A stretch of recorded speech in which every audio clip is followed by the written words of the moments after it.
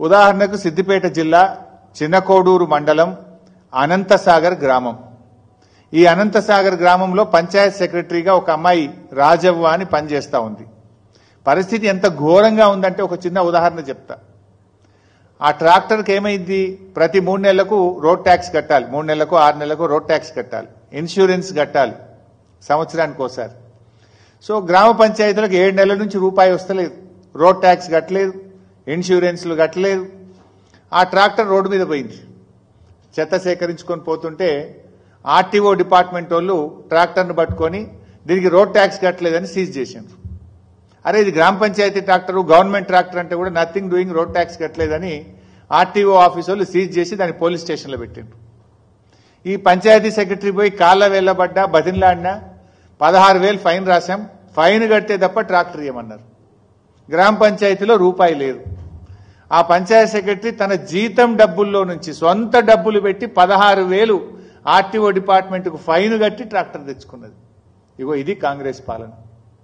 ఇప్పుడు ఆ పంచాయతీ సెక్రటరీ ఇప్పటికీ 30,000 రూపాయలు సొంత డబ్బులు పెట్టింది, 16,000 ట్రాక్టర్ ఫైన్ కట్టింది, బుగ్గలు పోతే కరెంటు బుగ్గలు కొనుక్కొచ్చేసింది, డీజిల్కు డబ్బులు లేకపోతే సొంత జీతం డబ్బుల్లో నుంచి డీజిల్ పోయించింది.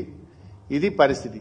ఏంటమ్మా అంటే ఛార్జ్ మెమోలు ఇస్తున్నారు సార్, కేసులు పెట్టమని బెదిరిస్తున్నారు సార్, అందుకోసం భయపడి మేము సొంత డబ్బులు జీతం డబ్బుల్లో నుంచి ఈరోజు మేము డీజిల్ పోయిస్తున్నాం, బుగ్గలు పోతే బుగ్గలు తెచ్చేస్తున్నాం, పైపులు పగిలితే అతికిస్తున్నాం అని మాట్లాడుతున్న పరిస్థితి.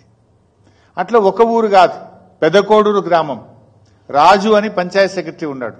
ఏంది బాబు అని అడిగితే ఇప్పటికి 70,000 రూపాయలు నా సొంత డబ్బులు గ్రామ పంచాయతీకి నేను ఖర్చు పెట్టాను, 7 నెలలుగా సఫాయి కార్మికులకు జీతాలు లేవు, వాళ్ళు ఎంత బతిన్లాడినా పనిచేయట్లేదు, నెల రోజుల నుంచి గ్రామంలో చెత్త ఎత్తడం బంద్ చేసినాం, ఎక్కడి చెత్త అక్కడే పేరుకుపోయింది గ్రామాల్లో, ఏం చేయాలి సార్, 7 నెలలైంది జీతం లేక, ఇక నేను కూడా 70,000 పెట్టి దమ్ముకొచ్చిన, ఇక నాకు పెట్టే పరిస్థితి లేదు, వాళ్ళు పనిచేస్తలేరు, డీజిల్కు వాళ్ళు ఉద్దర పోస్తలేరు, ట్రాక్టర్ మూలకు పడ్డది అని చెప్పిన పరిస్థితి. అట్లనే గంగాపూర్ గ్రామం రమేష్ అనే పంచాయత్ సెక్రటరీతో మాట్లాడితే 75,000 రూపాయలు నేను జేబుల్లో నుంచి పెట్టినా సార్, 3 నెలల నుంచి సఫాయి పారిశుధ్య కార్మికులకు జీతాలు లేవు, 4 నెలలుగా ట్రాక్టర్ డీజిల్ నేనే పోయించిన సొంతం, ఇక ఇప్పుడు నాతో కూడా దమ్ముకు వచ్చింది సార్ అంటున్నాడు. కరెంటు బిల్లులు కట్టలేవు, గ్రామ పంచాయతీలు విద్యుత్ శాఖకు బిల్లులు కట్టలేరు. కేసీఆర్ గారు ఉండగా ప్రతి నెల విద్యుత్ శాఖకు గ్రామ పంచాయతీలు కరెంటు బిల్లులు కట్టేది. ప్రతి నెల రాష్ట్ర ప్రభుత్వం గ్రామ పంచాయతీలకు డబ్బులు ఇచ్చేది, పారిశుధ్య కార్మికులకు వేతనాలు ఇచ్చేవారు, ట్రాక్టర్ ఇన్స్టాల్మెంట్స్ కట్టేవారు, విద్యుత్ బిల్లులు కూడా చెల్లించేవారు. అంటే పాలన అస్తవ్యస్తం అయిపోయింది. అసలు ఈ ప్రభుత్వం కనీస రివ్యూ కూడా లేదు. ఇట్లా నేను చెప్పుకుంటూ పోతే చాలా ఎగ్జాంపుల్స్ ఉన్నాయి, ఒకరు కాదు అనేక గ్రామాలతో నిన్న నేను రివ్యూ చేశాను. మైలారం గ్రామం విజయ్ కుమార్ పంచాయత్ సెక్రటరీ 40,000 రూపాయలు పెట్టాడు.